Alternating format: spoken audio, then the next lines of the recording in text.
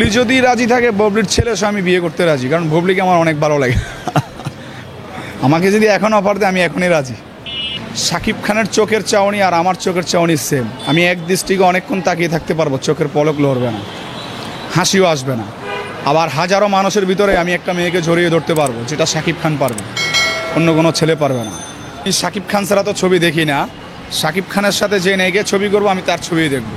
শাকিব খান ছাড়া আমি অন্য কোনো সিনেমা আমাকে লাখ টাকা দিলেও আমি দেখবো না।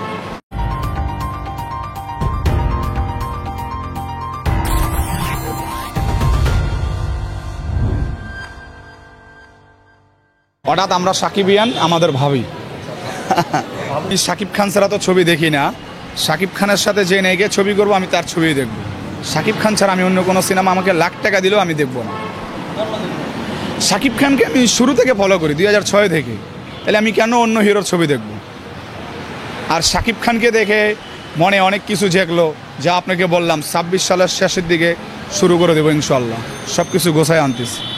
আমি মনে করি যদি মিলে থাকে 203 সুন্দরভাবে মিলতে পারবে, চলতে পারবে। শাকিব খানের কোনো টাকার অভাব নেই, হিসাব ছাড়া টাকা।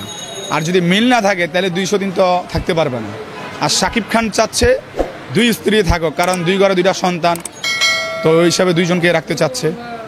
ব্যক্তিগতভাবে ববলিকে ভালো লাগে, ববলিকে অনেক ভালো লাগে, যা বলার বাইরে। তার চোখগুলো আরও বেশি ভালো লাগে। যেমন আরেকটা কথা বলতে হয়, শাকিব খানের চোখের চাউনি আর আমার চোখের চাউনি সেম। আমি এক দৃষ্টিকে অনেকক্ষণ তাকিয়ে থাকতে পারবো, চোখের পলক লড়বে না, হাসিও আসবে না। আবার হাজারো মানুষের ভিতরে আমি একটা মেয়েকে জড়িয়ে ধরতে পারবো, যেটা শাকিব খান পারবে, অন্য কোনো ছেলে পারবে না।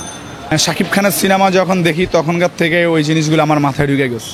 হ্যাঁ, ববলি যদি রাজি থাকে, ববলির ছেলে সে আমি বিয়ে করতে রাজি, কারণ ববলিকে আমার অনেক ভালো লাগে। আমাকে যদি এখন অফার দেয় আমি এখনই রাজি, কারণ ববলিকে আমার অনেক ভালো লাগে, ভীষণ। হ্যাঁ, তো ভালো লাগার থেকে তো ভালোবাসাটা তৈরি হয়, তাই না? হ্যাঁ, সে তো অবশ্যই ভিডিওটা দেখবে।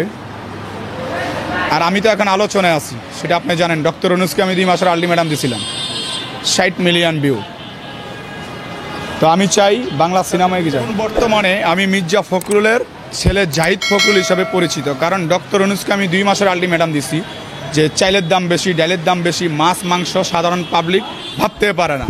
তো আমরা তো এর মতন সরকার আমরা আশা করিনি। আমরা চাই ভালো কিছু হোক। আর আমরা সাধারণ জনগণ যারা এখন বাসা থেকে বেরোয়, বিপদের মুখোমুখি হইতে আমাদের কোনো নিরাপদ নেই। তো আমি চাই খুব দ্রুত সুস্থ নির্বাচন হোক, দেশটা শান্তিতে ফিরে আসুক। আর মির্জা ফখরুলের বড় ছেলে জাহিদ ফখরুল হিসাবে আমি পরিচিত।